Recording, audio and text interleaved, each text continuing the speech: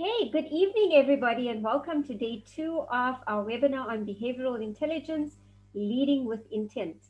Yesterday, we had a great session with fantastic engagement, and we really hope that you extract as much value from tonight's session um, as you did yesterday, and that the learnings will really aid you on your journey to become the best versions of you. Before I hand you over to Kyle and Taffy, who are back for round 2, I just wanted to reiterate a few of last night's logistics. Please continue to pop your questions into the Q&A and I'll answer them throughout the session. You can also continue to share your insights in the chat. We had great engagement last night, so we'd love to have more of that this evening. Attendees will only qualify for the certificate of attendance if you've attended both sessions for the duration of the program. If you have been affected by load shedding or connectivity issues, please just email digital@regent.ac.za to confirm your attendance there. You're also required to submit a certified copy of your ID or passport to farzana.kareem@regent.ac.za within 48 hours of completion of the program. With that said, I will now hand you over to Taffy, who will take you through the first session. Thank you. Good evening, everyone. Thank you, Samira. I'd just like to welcome all of you back to day 2 of our session on how behavioral intelligence impacts on leadership. I hope that we can continue with the level of engagement that we started yesterday. And we do have some exciting stuff that we've got prepared for you. What I'm going to do is, because of challenges with connectivity, I'm going to switch off my video so that we may improve the quality of the presentation. So let me just switch off the video and then I'll share my screen and then I'll go straight into today's presentation.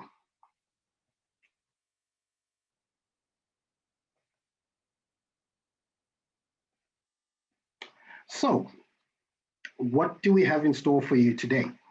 I'm going to start off with a recap of some of the points that we learned yesterday. Then we're going to discuss the heart of change and the change journey and what that would look like. I will then hand you over to Kyle, who's going to take you through how to develop resilience and what aspects a resilient leader will have. You know, he's also then going to take you through a concept known as the 3 circles and also how to understand your inner compass.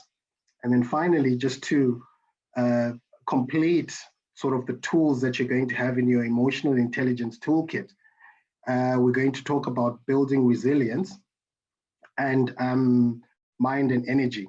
And then there's a debrief right at the very end about regarding the assignment that was distributed. So with that, what did we learn yesterday? So we spoke about what behavioral intelligence really is, and that was defined. We then went into the EPIC framework, and we spoke quite a bit around how self-awareness and the journey, how that journey begins with you. I think there was a very exciting video that was shown on Seinfeld, and we learned, we saw how George tried to, because he understood who he was and how he reacted. We then went through the Johari window, which allows us to understand a little bit more about self. And once you do that, you'll understand your strengths and how you can use those strengths to then lead. Carl then took us through the ABCDE of managing emotions and our inner compass. And then we kind of looked at a few tools that we wanted to put in that help us with interpersonal relationships. And these were empathy, deep listening, social styles, and how to use your ability to flex depending on the situation to allow you to create better interpersonal relationships. And finally, we spoke about the power of positive acknowledgements. So with that, I just want to go through what triggers the need for a lot of these tools, which is um, change. And this module focuses on the adaptability component of emotional intelligence. And we try and define the building blocks of adaptability and their importance in dealing with the level of changed experience, particularly in high performance organizations. In order for us to do that, we need to understand the human side of change because all change has a human element there. So let's start by exploring the emotional intelligence concept of adaptability. So what is adaptability? Now, all of us, who have been seeing what has been happening, have realized that the last 18 months have been very disruptive. The whole world has been faced with change of unprecedented proportions. What's made it even more significant is the fact that no one alive has had to deal with such an issue, at this scale at the same time. So this has really forced us to navigate a completely new terrain, both professionally and in our personal capacities. Now,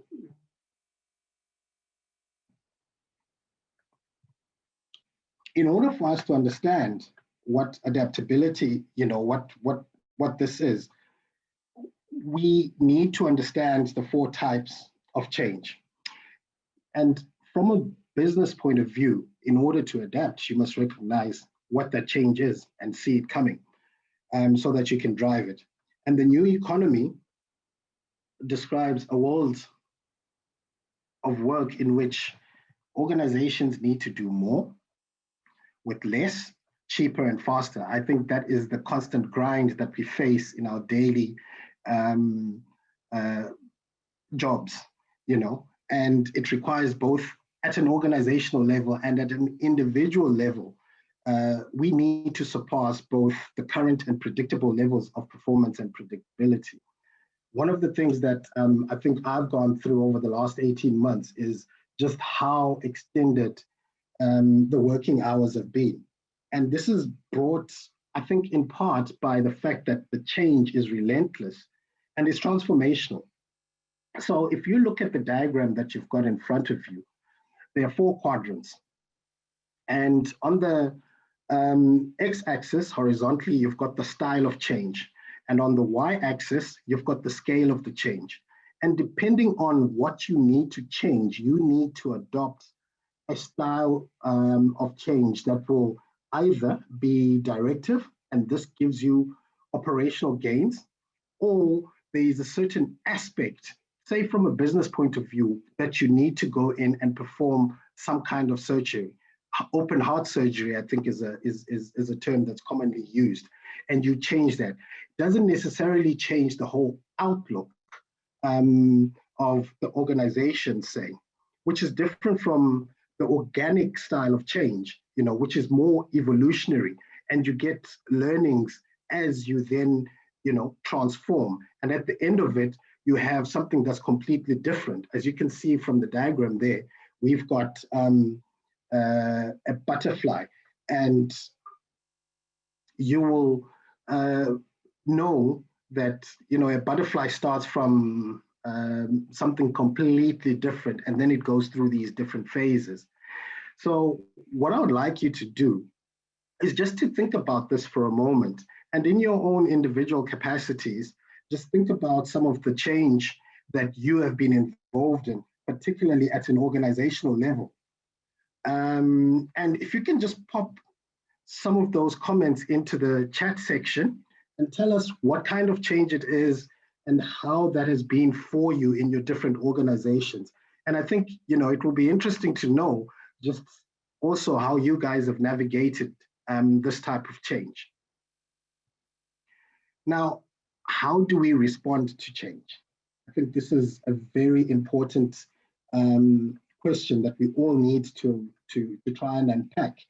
Now, typically, most organizations respond to change with primal fear which is based on an avoidance reaction, right? The amygdala assesses a threat, and the resulting reaction is emotional. These emotions are often associated with a sense of loss. And this is why we can use the Kubler-Ross model, you know, to, to understand and unpack uh, these responses to change. And this was a model that was developed, I think it was 1969, if I'm not mistaken, but it was brought into the discourse primarily from trying to unpack how human beings deal with grief and dying. Now, it has been adapted over over the years, and it's a very nice tool to just plot, how individuals deal with the transformation, any deep transformation of change, and the associated loss of sense of loss and grief. So if we plot the change on a y-axis, we can, and the x-axis, we can see the different moods that an individual goes through. So as you can see from the diagram, on the y-axis, we're plotting the mood, which goes from negative to positive at the top. And across the x-axis, we're looking at the time that one would take to go through these moods. And you can see it's a roller coaster of a ride. And this is true, even if you look at it from our own personal levels, how we deal with change. The majority of people, when faced with change, you start off in the honeymoon period, which is uninformed optimism. You're looking at sort of the motivation and the results of what that change will do, and you're on a high, your mood is positive. You think it's something that needs to be done. However, what you tend to find is that as you start getting towards and more involved and encapsulated in that change, your mood changes, because change is never easy. It's very, very difficult. And this is where you get the negative mood that now comes in. And this is the informed pessimism kind of zone, where the difficulty of the change starts telling your brain that it's almost impossible, and your mood becomes negative. It is important for you to be able to power through that kind of zone. And as you start pushing through and ensuring that you continue with the change agenda or the initiatives that you started, you change your trajectory and your mood starts becoming positive, and you start seeing some of the results of the change. And this is what we call the informed optimism. And that momentum carries you right through to completion. So the success of any change process is really determined by how long you take while you're in that informed pessimism zone. And as soon as you can make that change, you will be able to make the momentum. That momentum will carry you right through to the completion. I've got another graph here, which again plots. This time we've got your emotional response, right, on the y-axis, and again we've got time on the x-axis. And what this is trying to tell you is really the different stages, again, of what happens during change. We're coming from an area of stability, and then once the change hits us, we're immobilized. We don't know what to do, and we're trying to fully understand what this means. And once we've kind of assessed our environment and what that change really means, we go into a phase of denial. This can't be, they can't change. It was working. There's no need to change. Why do we have to change? Why do you have to break something that's not broken? And this is the denial phase, right? You then move and you realize what happens is that you realize that the change is not going to go away.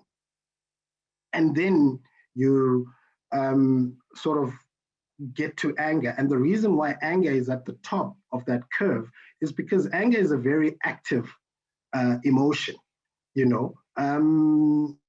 There are some people that are able to bottle it, but at some point it's going to have to come out. So it's at that top where you're angry at why there's the change, and then you start bargaining, you know.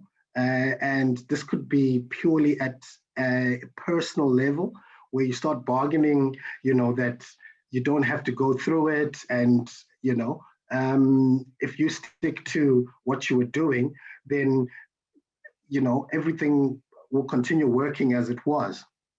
As you move from the bargaining phase, when you realize that it's not going to stop, you get into depression.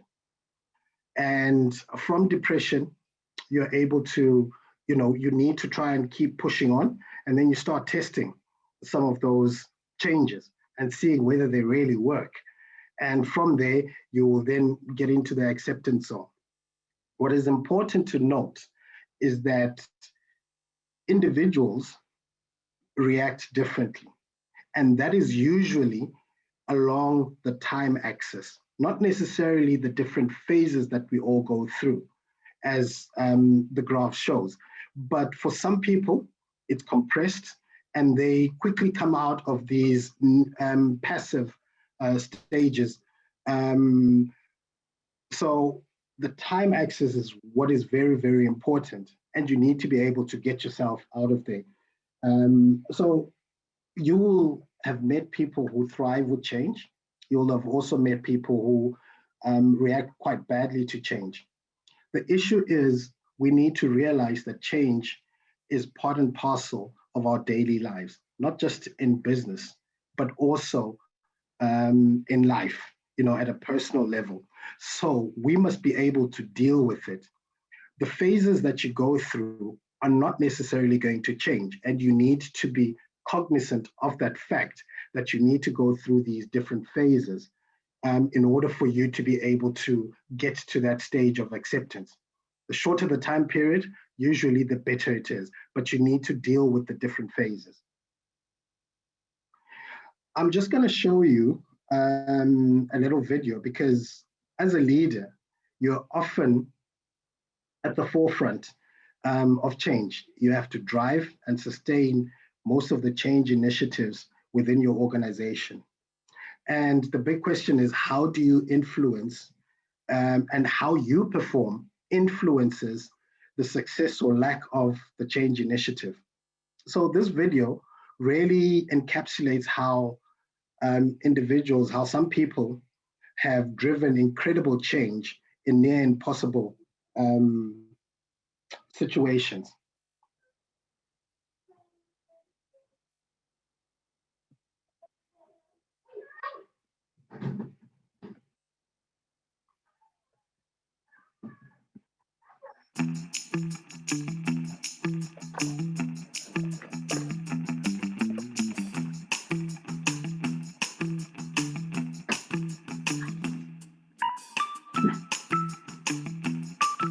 At the height of the so-called Decade of Death in East Los Angeles, a neighborhood priest had a simple idea: to change the narrative around ex-gang members. He started with a small bakery and overcame challenge after challenge, growing it into a worldwide industry, providing jobs to those who needed them most. Father Greg Boyle created not just jobs, but community, and battled to change our minds about the potential of homeboys and homegirls. Grit looks like this.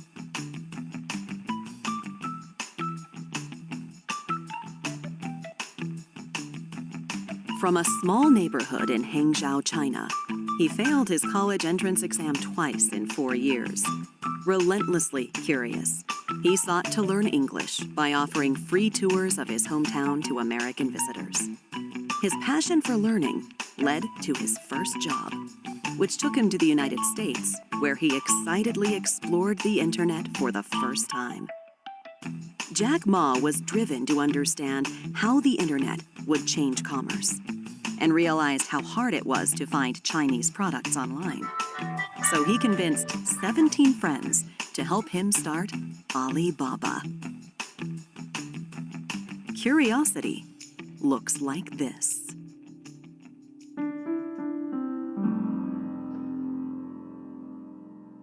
A world-famous pianist and conductor from one of the most divided cities on Earth recognizes a need and redirects his career, moving from public discussions to writing books and to conducting international concerts, before ultimately building an international orchestra, recruiting musicians from Israeli, Palestine, and Arab countries. Daniel Barenboim connected with musicians from across ideological barriers, creating a synergy amongst the players in his orchestra that spilled into the streets and across militarized borders, inspiring a world to push for peace. Agility looks like this.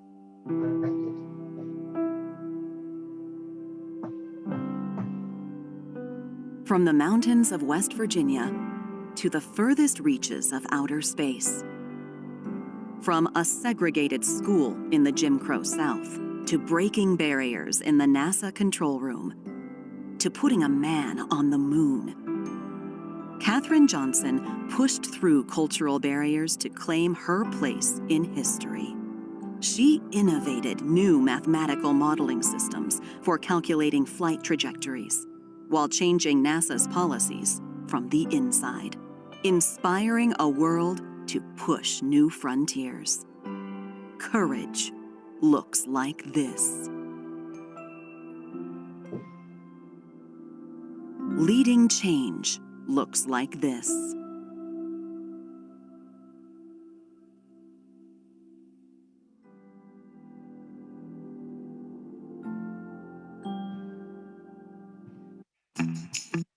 Right.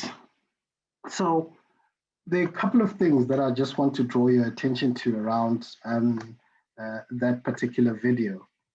I think the first for me is how the background that those four individuals, how different their backgrounds are. The second thing for me around that video is how some of those individuals were just ordinary people, and yet they were able to make some significant change. Some of them we know, Jack Ma, everybody knows Jack Ma, Alibaba, and others we probably never would have heard of them. I had never heard of the priest who managed to change a whole community. And there's the third thing that I also just want to highlight is that there's certain adjectives that come out of there of what we need to be in order for us to be able to drive change. You know, the grit, the determination, the integrity, courage.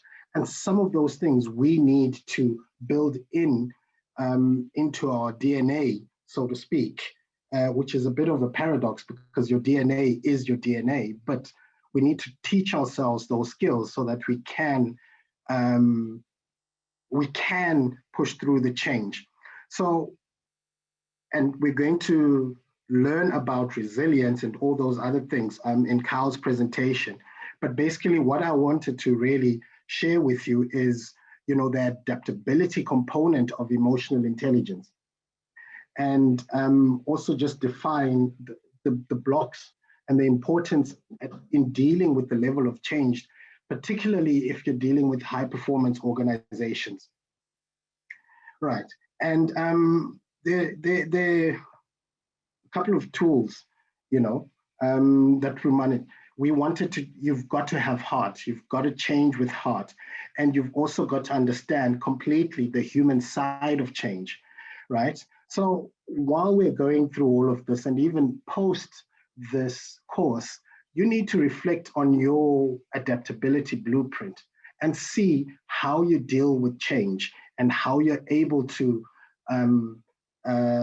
accept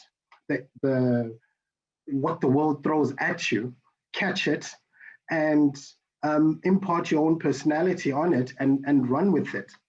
So, with that, I would like to stop my presentation for the day and hand you over to Kyle, who's going to share with you some of the tools that you can actually use in order for you um, to move on and be able to change.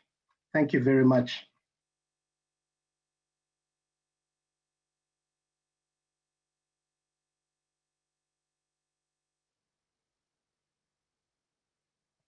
Oh, good evening, everybody, and thank you for joining us on day two. And thank you, Taffy, for your insights on change and how to deal with it and how we can accept it. It's always hard picking up after such a good topic, but thank you. And I see some of you are affected by load shedding. Sorry to hear about that. But I want to go through developing resilience with you. And I think, we often use this word a lot, but what does it mean? So I'm going to turn my video off just because it affects the bandwidth a little bit and you can see the presentation better. But resilience is often described as a personal quality that allows individuals to bounce back in the face of a challenge or a loss.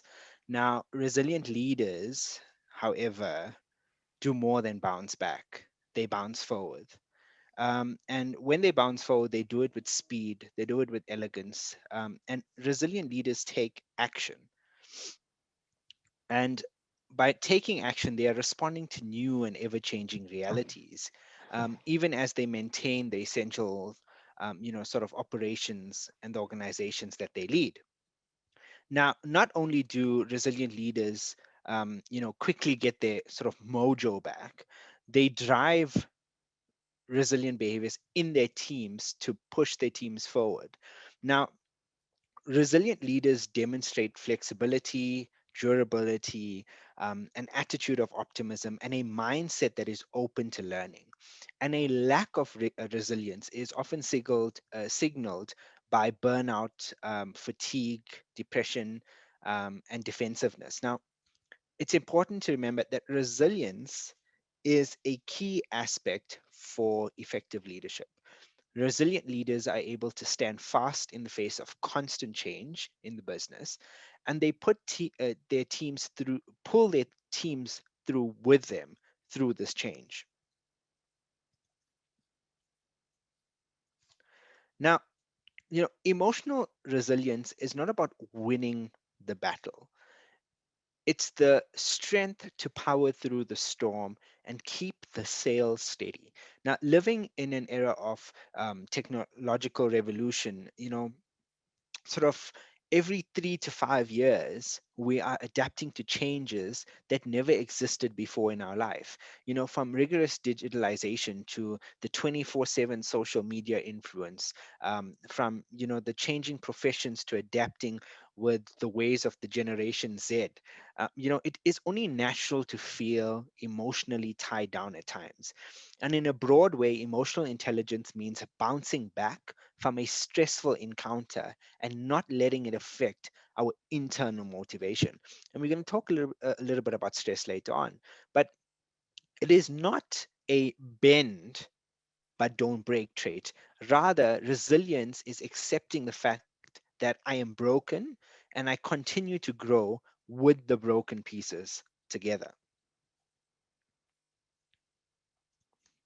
Now, promoting emotional resilience for employees can directly impact their overall productivity and help them maintain a better quality of life.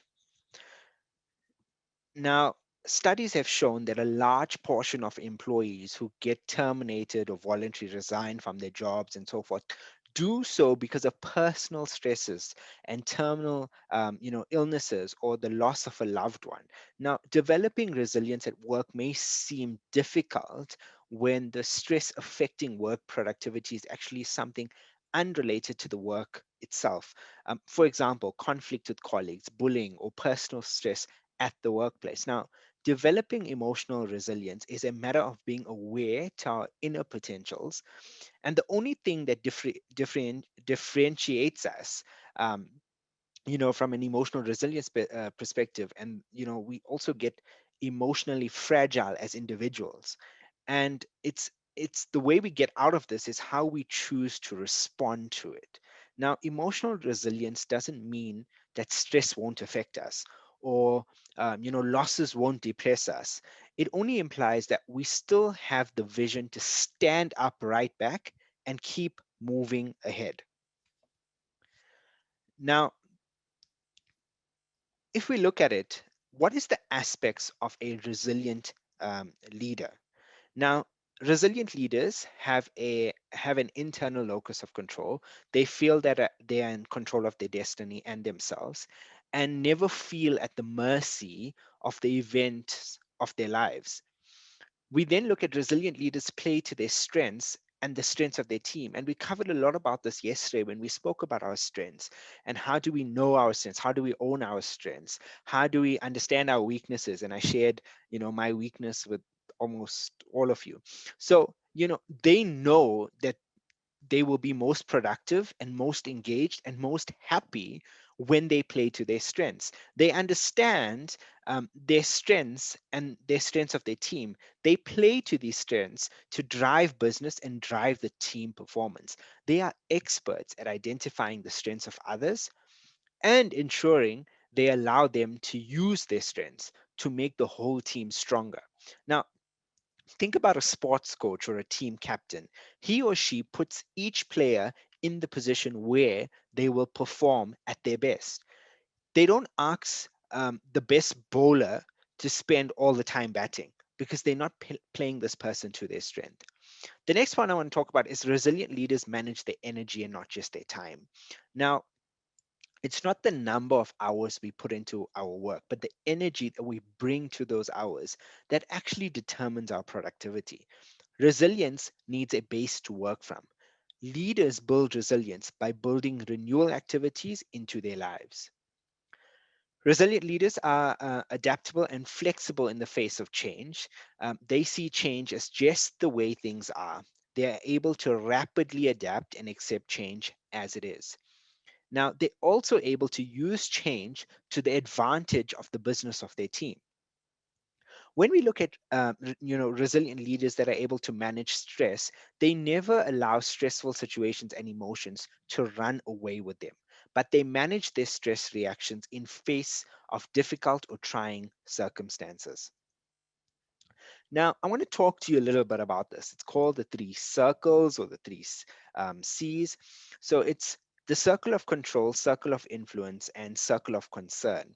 And we call this the locus of control. Now, your locus of control can either be internal or external.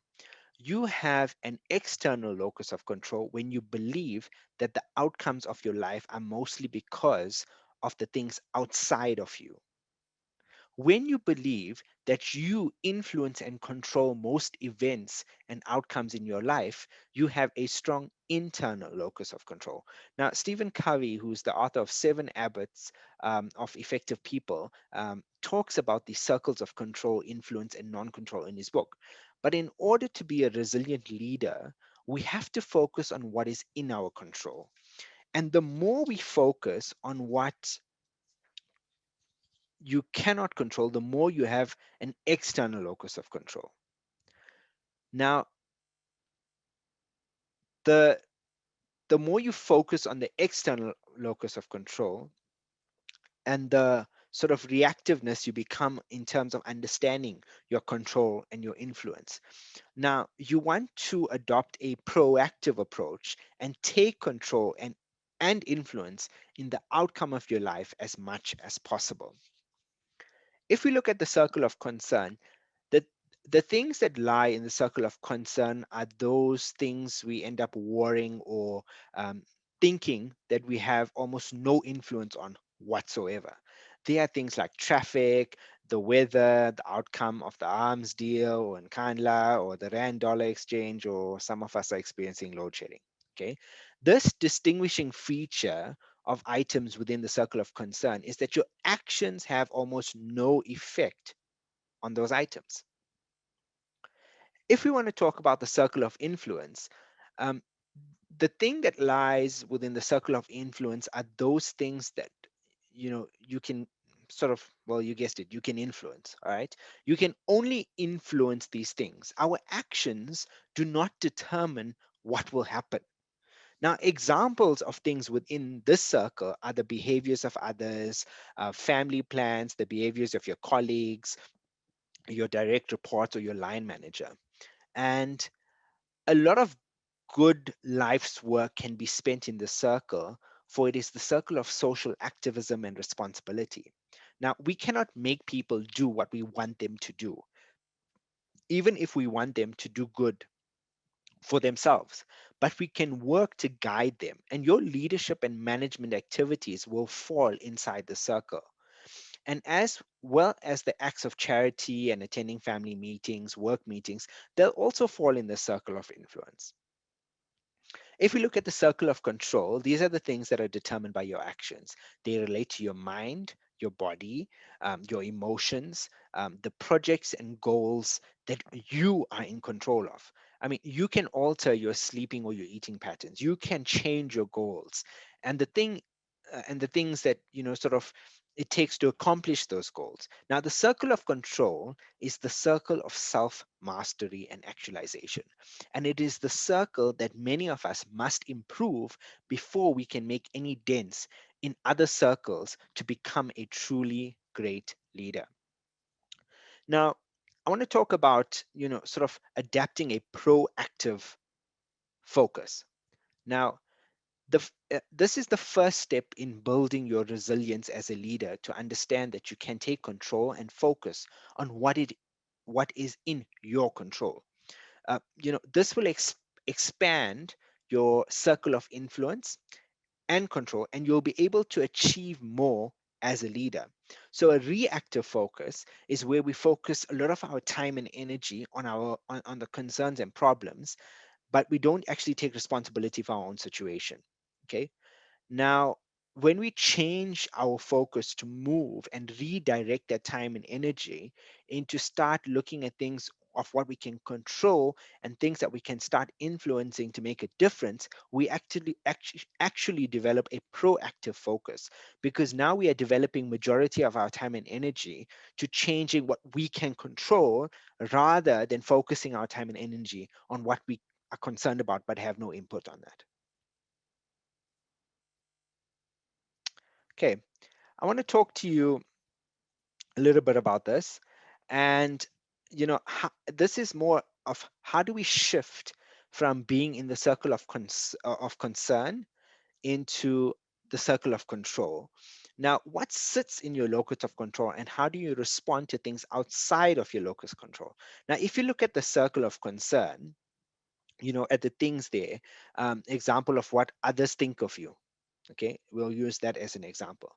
Now, we spend a lot of time, um, and energy thinking about those things, thinking about what do others think about us. Do they like us? Do they not like us? We want this acceptance. But in reality, it's because we humans that we're thinking of this. As social beings, we don't want to be judged, and we don't want to feel excluded. Now, this is something that's real. We can accept the fact that this is real. We will always be judged. But how do we move past it? How do we prevent it from having this power over us, from being, our true and authentic self? Currently, we're in the midst of a pandemic, and the impact it is having with us. Within that sort of pandemic, we are scared. Okay, we feel that we are out of control of this. Okay, now, where your circumstances are dictated by the things that are beyond your control or external to you, how do you create some sense of control, that you behave in ways that are productive, rather in ways that are isolating or destructive or creating toxic environments? And once we start to understand the trigger, um, that those and how those things make us feel, and the way we are feeling about them, we can actually now start to decide how we want to respond to it. And that awareness, uh, it is what is going to help us and sort of overcome and operate in a more productive way. And when we start shifting and making the circle of concern smaller and start sort of enlarging the circle of control on things that we can control, we will start actually living happier and healthier lives.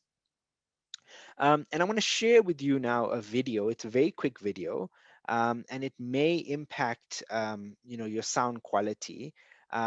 Just let me know if you can hear it. Um, Perfect. There we go. And it's around the circle of truth. Oh my gosh. And then Bethany just keeps going on and on about all these stupid spa treatments at Equinox, like sprinkling lavender and papyrus on a hot bed of rocks actually melts away extra body fat. I mean, come on. Circle of awareness. No. Yes. No. Yes. No. Yes. Okay, it's just that I get really insecure when my friends can afford things that I can't, like luxury cars or exclusive gym memberships. I know it's because too much of my self-worth is predicated on other people's perceptions of my success and appearance. Damn it. But we don't have to be at fancy gyms to be cool people, right? I've been a secret Equinox member for the past 6 months. What? How dare you? Okay, so if we look at that video, it was, this girl going into the circle of truth and finally admitting and being self-aware of how she really feels. Okay, and we need to start practicing that. Is let's be our true and authentic self. That way we can eliminate stress, we can eliminate all of these things and actually control what we can and influence what we can. Oh my god. Now, how do we build resilience through times of disruption? Now, knowing your strengths and those of your team will provide you with a solid foundation when the need for resilience arises. Now, adversity can sometimes see you go down a path of catastrophic or unrealistic thinking. Now, during times of adversity, it is helpful to reflect on your own or your team's and even your organization's strengths. Um, Effectively, employing these strengths will actually assist with successfully guiding you through the challenging times that you're facing. You may have more time to gain by developing your gifts and leveraging your natural skills than by trying to repair your weaknesses. And we spoke a lot about this yesterday. This is not about stroking your ego. It's about assisting you to develop a plan for more effective action. Thriving and resilient cultures endure through good times and bad. These agile cultures prove their endurance during tough times by experiencing minimized disruption of key outcomes such as productivity, customer service, and profit. Now, resilient cultures survive. Even during good economic times, new threats to organizations are constant and they are constantly changing. Thriving resilient cultures sees accelerated performance compared with their peers. Now, Gallup is a great tool to understand your strengths. And by doing the assessment, you'll understand your strengths and you're able to understand yourself better. And you'll know what you're really good at and how do you change your leadership. And it takes highly engaged and talented managers to really connect with their teams, with other teams in the organization, and to maximize resiliency during tough times for the organization to thrive in. Now, it's also important to remember that human beings are not computers. We are not meant to run at high speeds continuously for long periods of time. Science tells us we are at our best when we move rhythmatically between spending and renewing energy, a reality that companies must embrace to fuel sustainable engagement and high performance. Time is a limited resource. Longer days at work do not help due to this fact, but energy is renewable. By creating rituals that you renew in your energy, you will be able to perform more effectively and build your mental, physical, and emotional resilience. And I've put here some sort of myths versus the truths that we have. Okay, and one of the myths is the more hours we put in, the more productive we are. And I know working in corporate environments and stuff, this is what they tell you. Okay, But the truth is, it's not the number of hours we work that determines the value we create, but rather the energy we bring to whatever hours we work. Okay, so it's important to remember that, sometimes we look at these myths and we try to make it true, but it's not. We need to look at it for the value that it's creating. Now, here's a little bit of example, and you can put your comments in um, the chat. So Steve Warner is a highly respected 37-year-old partner at Ernst& Young, married with 4 young children. When we met him a year ago, he was working 12 to 14-hour days, felt perpetually exhausted, and found it difficult to fully engage with his family in the evenings, which left him feeling guilty and dissatisfied. He slept poorly, made no time to exercise, and seldom ate healthy meals, instead grabbing a bite to eat on the run or while working at his desk. Now, can you relate to Steve? If so, your energy management and resilience is probably lower than what it could be. Now, I don't know about you, but I know I can relate to Steve at certain times where I feel overworked, I feel emotionally drained, I feel physically tired, I feel exhausted, that I'm just done. I'm like one of those energizer bunnies who's now flat on the floor, and I need to change my battery. And that is about our mind energy. And I want to talk to you a little bit about, you know, some of the tips for improving our mind energy. But through that, wh- as Taffy mentioned, when we go through this change, what normally happens is, as we go through this change, it's about understanding where we are on the change curve and being aware of the emotional responses to change that will actually assist us to manage our change. Now, let me give you a few tips on what I think you can do to improve your mind and your energy. Okay. Now, focus on creating inspiration.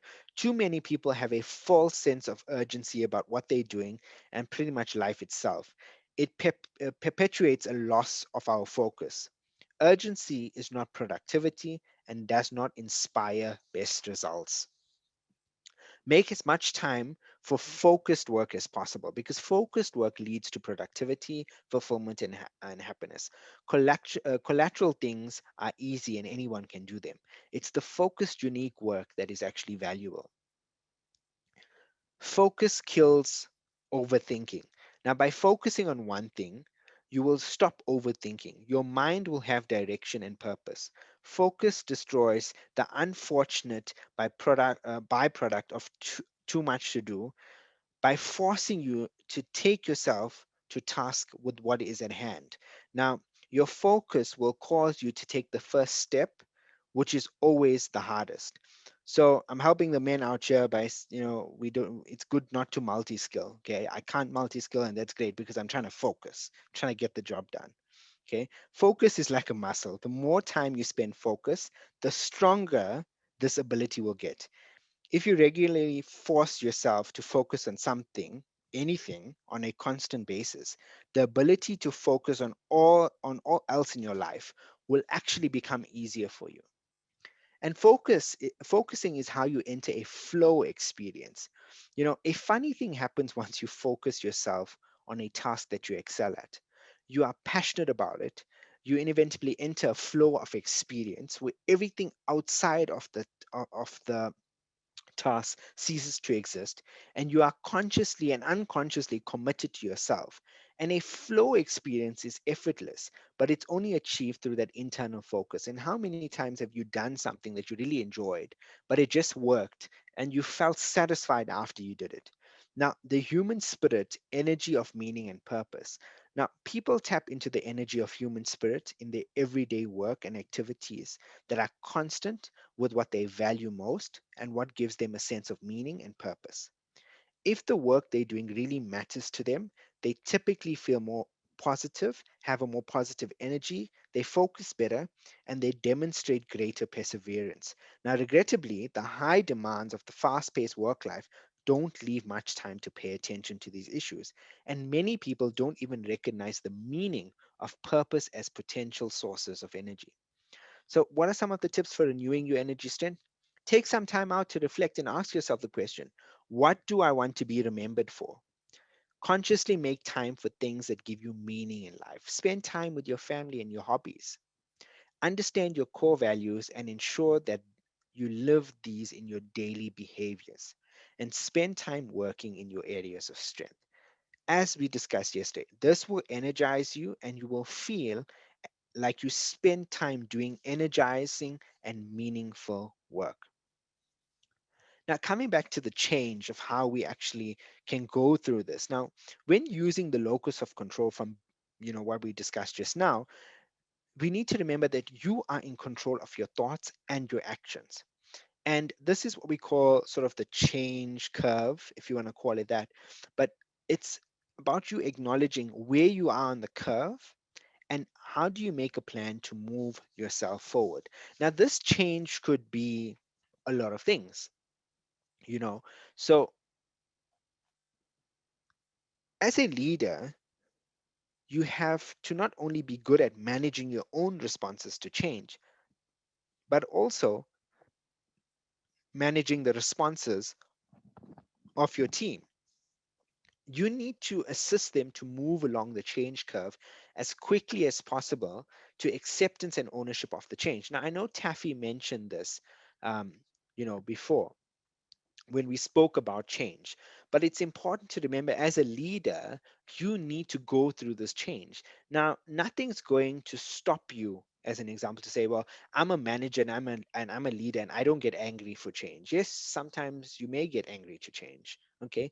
But it's how do you move quickly through this change curve that you can then pull your team with you.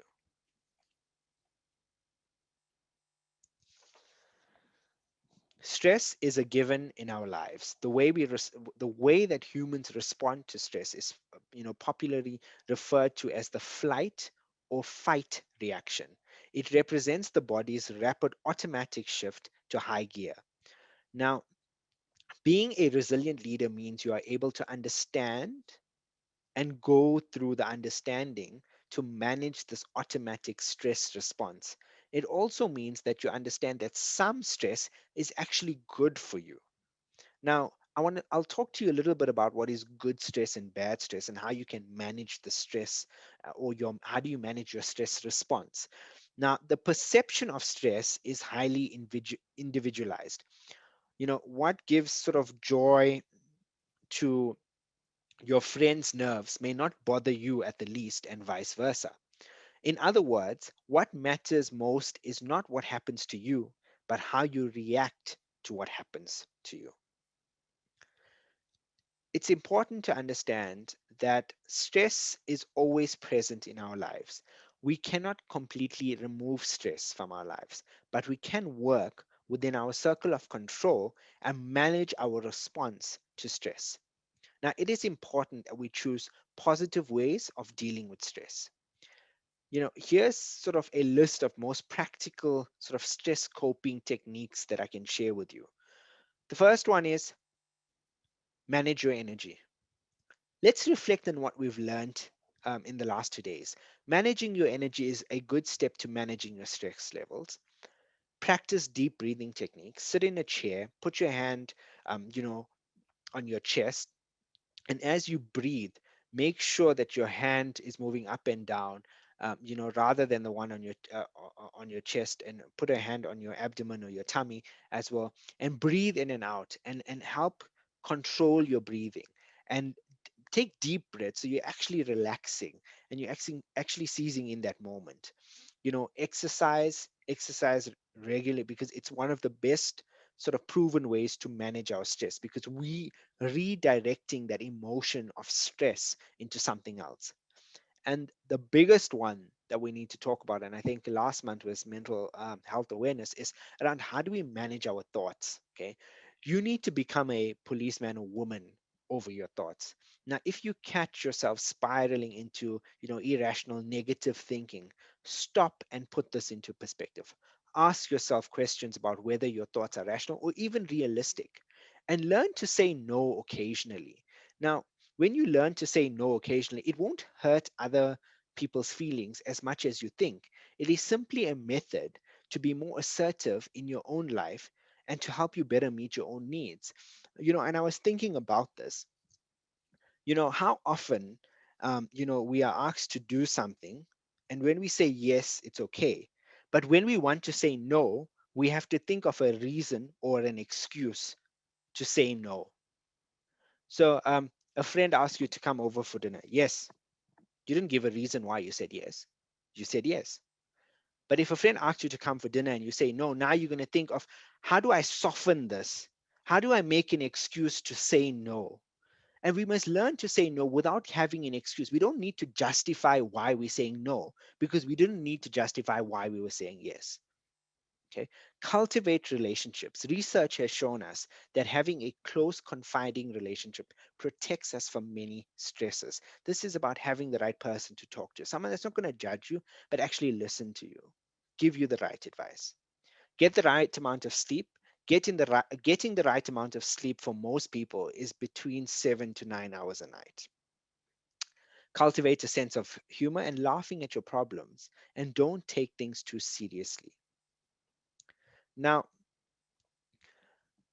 over the last 2 days, we've learned a lot. We've spoken about sort of active listening. We've spoken about empathy. We've spoken about rapport and how do we build relationships with our team. We've spoken about influence, and we've spoken about behavioral change. Now, behavioral intelligence and emotional intelligence, you're not going to walk out of here understanding everything. This is going to take time for you to practice, go over some of the tools, reflect back on the recording and the slides, and actually understand yourself. Focus on your control, focus on your influence, and how do you be better in time.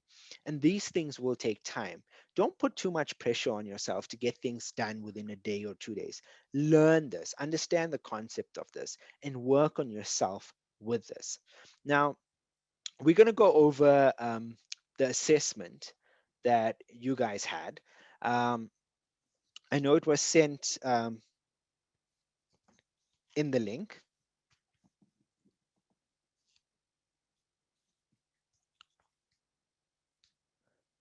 So if you can open it up,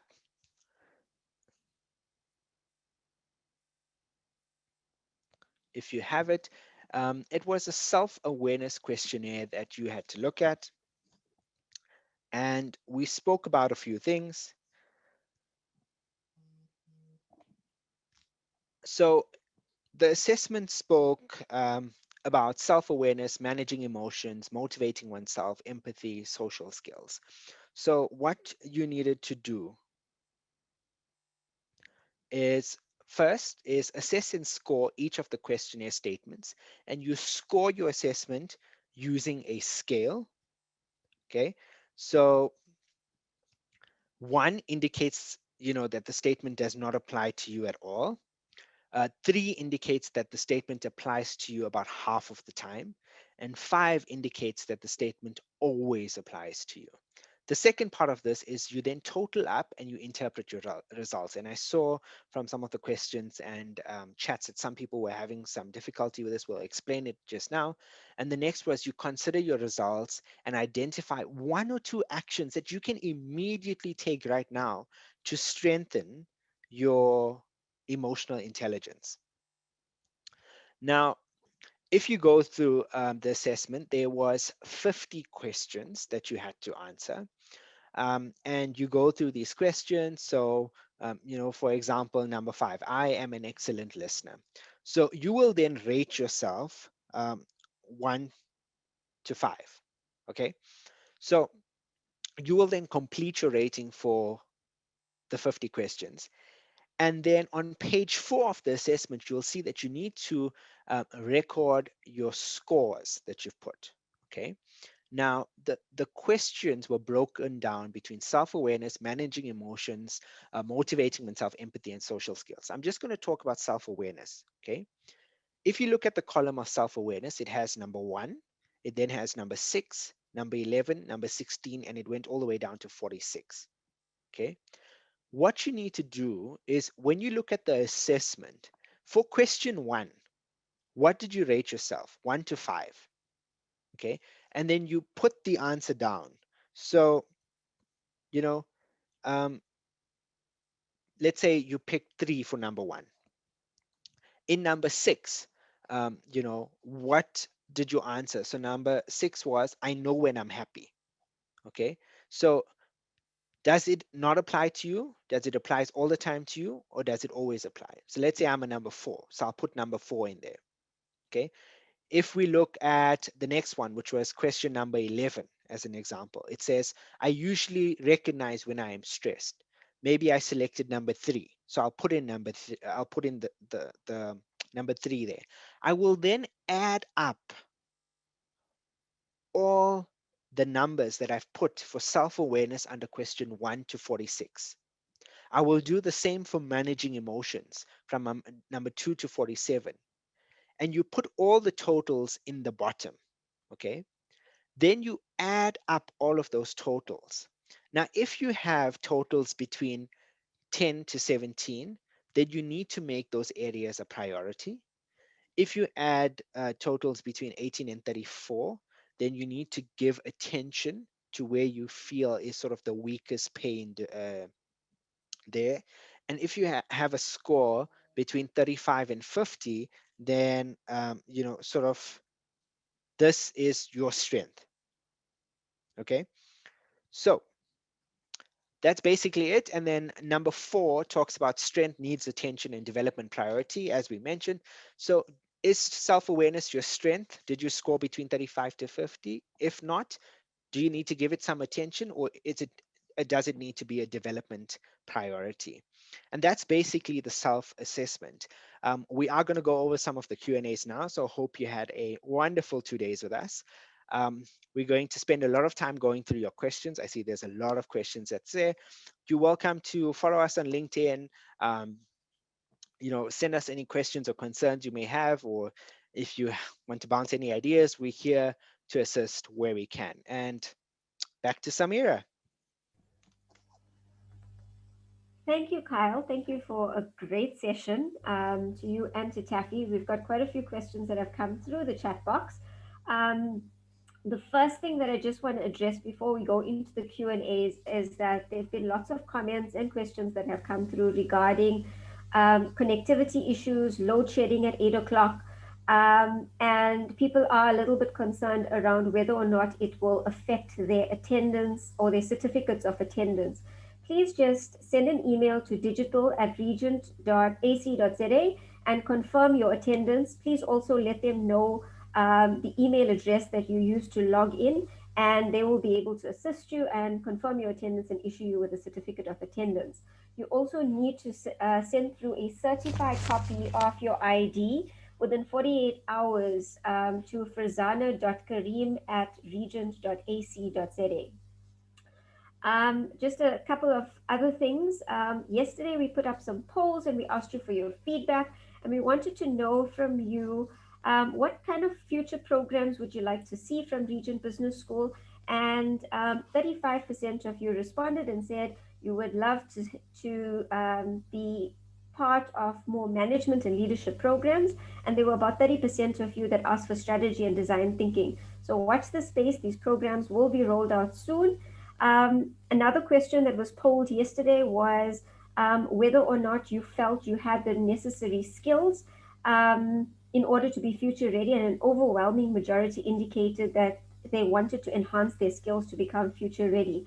So I do believe that Regent Business School will be or has been introducing programs that will enable you to have the necessary skill sets to enhance your employability and remain relevant and competitive in the market. Now I'm going to just go through some of the Q&As that have come through. Kyle, if I could maybe give you the first question. Riona Mortlock wanted to find out what to do if her employees are always stressed and not able to get the work done, and how can she as a boss help or support? Thanks for that question. I think it's important. I think, as leaders, we always see that our employees are stressed out and they can't get the work done. I think it's important to find out what is triggering that stress. Is it something because they don't know what to do? Is it a difficult task for them? Maybe it's the environment. Maybe they just feel frustrated. Um, there's a whole bunch of things. Maybe there's, not enough sort of direction or clarity in terms of the tasks that they need to get done. I think that's important. But I used to work for an organization, and the culture was fantastic. And one of the things they used to mention was, you don't leave your problems at home; you bring your problems to work. And it was quite strange for me because I've never experienced that before. And only while working there and hearing the CEO speak did I actually realize that the reason why he said that is because he wanted to care for his employees. But at the same time, he realized that if you're going to leave your problems at the door, you're not going to be productive at work. And that is why we're seeing such a rise as well with other companies promoting emotional wellness, promoting things like stress relieving, chill areas as an example. And I think as a leader, how you can support them is by, if you are able to make those facilities available, there's a lot of free online sort of, calls and stuff that toll-free numbers that they can call. But I think it's also understanding what is triggering that stress, and maybe doing a 360 feedback survey on yourself to see what they really think of you, because maybe some of your actions and behaviors is causing that stress. I hope that helps answer the question. Thank you, Kyle. I absolutely agree that when you lead with empathy and you're able to tap into the emotions of that employee and connect with them on a human level, you are able to better understand what that employee is going through and able to better support them. So we hope we've answered your question, Riona. Taffy, there is a question. So Taffy is an expert in the art of diplomacy. So I'm going to give you this question. Question from Zumnoto is, how does one police their thoughts? Because controlling what your mind thinks can sometimes be quite difficult. Ooh. That's an interesting one.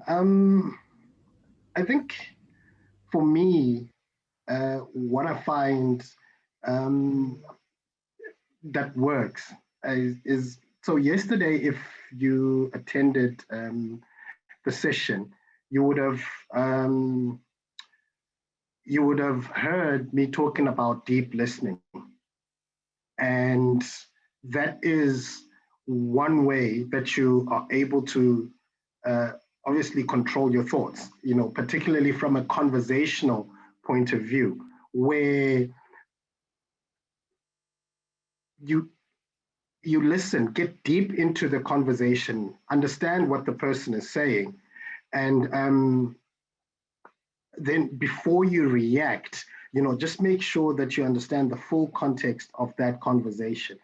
And I'm looking at, so that part of the answer relates to when you're having a conversation. The other one, which is sort of, I would assume, relates to when you're trying to concentrate and you find your mind wandering and you're trying to bring yourself back. And I think relates to concentration. And it is important, I think, as Kyle mentioned, that, you know, you've got to be able to give your mind breaks. And we all have different sort of tolerance levels before our mind starts fighting to try and do other things rather than focus on the issue that you're trying to, to concentrate on. And once you see that happening, then take yourself away from that situation, get up, take a walk, make some coffee, come back and refocus. Because once you start fighting with your mind, you know, most of the time it's a fight that you're not going to win, and you're going to find yourself constantly your mind wandering, and then you lose focus and you spend more hours. So the moment you see that happening is to allow yourself some time, take a step back, right? And recharge, refocus, and come back and start trying to do those things that you were doing in the first place. So it's important for you to be able to also give yourself time to daydream as well, and just a few moments a day where you allow your mind to go, because I think also that's where you're going to get the dreams and the visions, and you're going to see and paint a picture of what you really want to see. So I hope I've answered your question, because I've given you sort of three areas that, how when your mind wanders, you start to lose that focus. Thank you, Samira. Thank you, Taffy. We've been able to answer your question. There's another question from Beko Kuhle, who asks, what is the best way to deal with an employee who never admits when he is wrong and cannot take full responsibility of his actions? So, Beko Kuhle, sometimes employees or fellow colleagues of ours are unable to acknowledge when they are wrong. And one of the reasons for that is that it's possible that they lack self-awareness. So if, for example, if you think about that Johari's window and you think about a person not being aware of the impact of their actions, what happens for that individual is that they're not able to understand how what they're doing is impacting themselves as well as the greater team. And the best way to deal with this type of individual is to have a conversation with them, offer them feedback in a non-threatening way, but also to be able to give them evidence to show how their behavior, how their words have impacted you, have impacted the team, and created a negative or a toxic environment. And often when you do that, they might initially be a little bit resistant, but when you give them time to reflect on it, it will start to surface in their conscious space, and they will start to look at their behavior in a different light, and hopefully over time start to change that. It does require some coaching, but feedback is essential in that process in order to bring things that sit in that unconscious space into the conscious space so that that individual can become self-aware. Kyle, I'm going to hand over a question to you. How do you motivate a demotivated employee if you as a supervisor also has a low level of motivation? And this comes from Melisa. I think good question. I think sometimes we face that. I think, if you're a manager and you are sort of demotivated, it's important to understand what is demotivating you, because remember that your team is actually feeding off your energy. So, we often hear this phrase or this quote that you are what your leader is. So if you as a manager are giving off this negative energy, it could be maybe your team is negative because you are. um, at the same time, it's becoming self-aware. Why are you negative, and how do I change this? Coming back to the energy you bring to work makes you more productive. Okay, I mean, if you're going to come to work always disengaged as a supervisor, then that's going to have an impact to your team. And if your team can see that you're really not being productive and you don't really care, they're going to follow suit. But I think at the same time, it's also understanding your team and see what's motivating them. Because remember that as humans, we are all motivated differently. Some people are motivated by money, some people are motivated by reward and recognition. So it's about understanding what motivates individuals, how do you motivate your team in different aspects, and using that to actually sort of help and get your team performing. You can use this emotional intelligence questionnaire with your team. You could do 360 feedbacks with your team to find out what's motivating you. Um, you could do the 3-question survey. As a manager, what can you start doing, what can you stop doing, and what can you continue to do? And those are some of the things that will give you direct feedback. There's no sort of playbook that we can create on how we can just motivate employees. These things are tangible stuff that we ourselves need to sit back and look at our teams, because no one is the same, everybody's different. So we need to gather this information and be effective as much as we can to try and help our teams and motivate them. Hope that answers the question. Perfect. Thank you, Kyle. I'm just going to keep my video off for a little while because my internet connection is a little bit unstable. Taffy, a question for you. How do I best support my team during this period? I sometimes feel I'm not doing enough to support them. Yeah, very good question. And I think one of the most difficult things to deal with about this current situation that we find ourselves in is, the answers probably don't exist. We're going to have to learn. It's all about experiential learning. And it's about being equipped with the right tools for you to be able to deal with these issues. But I think a whole range of issues have to come to the fore.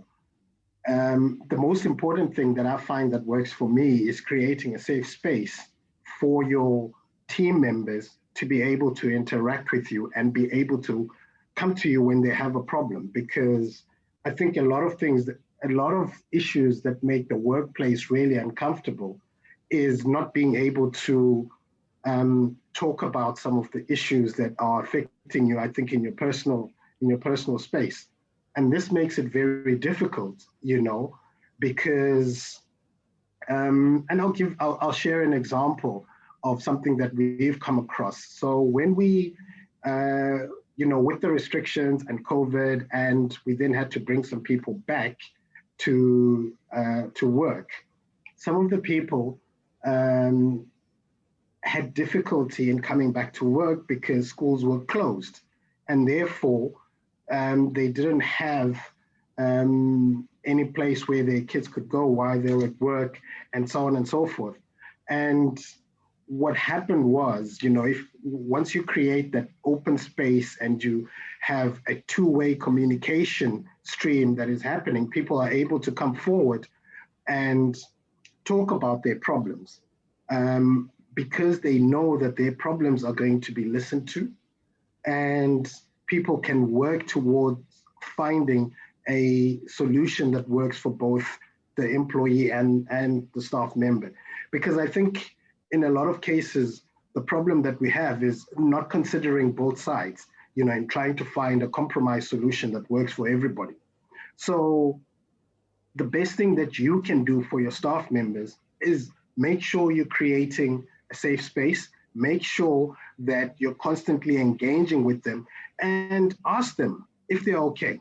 Ask them if they need help. Ask them you know, if everything's okay. Have sessions where you just talk about how people are coping with the current environment, and get to understand exactly what is going on in people's lives. And you will find that once you know what is going on, it helps inform the decisions that you're going to take, and you're more sensitive to those needs, and you understand how you can work around.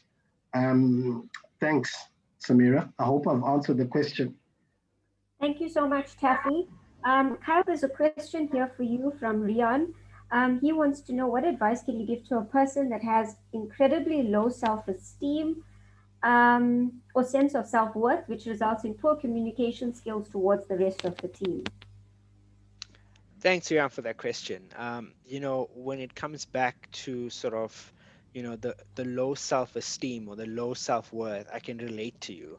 A few times I experienced that myself, where I felt that, I didn't add value, I didn't think good of myself, I didn't feel good about myself, from a work context and so forth. And I think for me, some of the things that I did, and maybe it can help you as well, was that I looked at what were some of those triggers. Why was I feeling that way? And I started doing some self awareness sort of exercises, if you want to call it that way. Of why am I feeling this way? What is making me feel this way? How am I reacting to the situations? Is it something similar to sort of gaslighting, where there's constant maybe people that you're working with that's putting you down, or whatever the case may be? And then I actually started asking people that I could trust, peers, friends, what do you think? Because I always had this impression, like if I was doing something, it wasn't just good enough. And I used to speak to people and I say, well, what do you think? And that sort of built my confidence a little bit. And then I started believing in myself, knowing that, what, I am me. This is who I am. I know I'm good at what I do.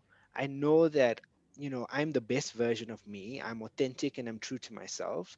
And you either going to like me and deal with me, or you're going to deal with yourself. But that's your choice, because I then moved and I shifted to a circle of control, because I realized that I can't control how people think I am. I know I'm good at what I do and I will deliver my best. And that's when I actually started doing that. And I saw that when I started doing that, my communication with my team and my team motivation actually, or the team engagement actually increased, because I could see that they now sort of looked at a leader that was confident. They looked at a leader that was believing in himself, that knew what he was doing, and he could lead us. And I think, in terms of that's important, but also look at communication, and look at communication with the intent of delivering the right and correct message. Because sometimes we communicate for the sake of communicating. There's different methods of communication. How do you communicate sensitive topics will not be something on a WhatsApp group or an email. And be able to understand those dynamics of how and when you should communicate certain things, and being self-aware and looking at your behavior and how you do this. But don't ever feel that you're not worth it. Don't feel that your self-worth is not there. You are there. You're good at what you do. There's a reason why you're there. Stop believing in yourself because you can do it. Thanks, Amir. Thanks, Kyle. There's a question, Taffy, if I could ask this question to you. I would like to know how to deal with the stress resulting from your manager wanting to manage your team, breaks team's trust, and changes duties as and when he wishes. My manager is also the MD's brother. How do you deal with the situation without falling victim to stress? Family-owned business, eh? I think that is one of the challenges that a lot of people face, particularly when they work for organizations that either have their roots and foundations, in personal relationships, and it's a very difficult one because it's the reality. Uh, but I think for me, what I found that works is to have the conversations. Make sure that you are having the conversations, because remember, at the end of the day, you're there to work and you're there to have a conversation and to try and understand exactly why they would feel the need for them to intervene. Because the reality is sometimes they may also have an issue with, say, for example, performance. So you need to find a common ground in which you're saying, listen, can we have a conversation around certain aspects? How is my performance? Do I deliver to your expectations? Because unless both of you understand what those expectations are, then you then find that people are now going in and trying to, trying to do your work for you, regardless of who they are within the organization, and regardless of the personal relationships. And there's nothing else that you can do other than opening up, having the conversation. And I think we also spoke about flexing your style. And this is basically where you need to understand their behavior, and you look at your behaviors and how you can then approach that issue, and leverage off, as we've spoken around, that style, and adjusting your style to be able to get your message across. Thank you. Thank you, Taffy. There's a question for me from Pilisiwe. The question reads, how do you deal with an emotional supervisor or manager where decisions are based on emotions or depends on the mood of the supervisor or manager? How do you help that kind of supervisor or manager to be able to learn how to deal with emotions? So the first thing that I want to say to you, Pilisiwe, is that you can't control how your manager is going to respond to their own emotions, but you can control how you respond to their behavior. And if this person is incredibly emotional, where they're unaware of their emotions, or they're unable to control the emotions and the impact that it's having on the team, the first thing I would say is that pick your timings well in terms of how you intend to give feedback or how you intend to communicate with this boss. If you are self-aware, you would be able to identify triggers that put your boss or your manager in certain moods, that cause certain behaviors. And you are then able to pick out certain times when it would be appropriate for you to offer feedback. And often with people that are emotional, it's often coming from a place of fear or insecurity. So, in order to prepare that person for the feedback that you're about to give, it's important to sometimes say, I would like to offer you feedback. Is this a good time? And put the ball in their court around whether or not they are receptive to receive that feedback. And if they are not, don't be offended. Don't take that personally. Give them some time. And when they are in a better space, they will come back to you and say, now I'm ready to have that feedback. And you can sit down and you can have an open conversation. I hope I've been able to answer that question. Guys, we are running out of time. There's still quite a few questions that have been unanswered, but what we will do is that we will submit the answers through to Regent Business School, and they will send them through to you guys. There's still lots of questions coming through around those that are impacted from load shedding that couldn't attend session 1 or have had to leave session 2. Please just confirm your attendance by sending an email to digital@regent.ac.za, and please don't forget to send a certified copy of your ID to farzana.kareem@regent.ac.za. The slides and the videos will be shared with you within the next couple of days via an email link. Thank you so much for joining us. It's been such a pleasure hosting you. Thank you, Taffy and Kyle, for the very informative session. And we will see you again soon. Thank you and good night. Good night. Thank you very much. Good night, everybody. Thank you so much.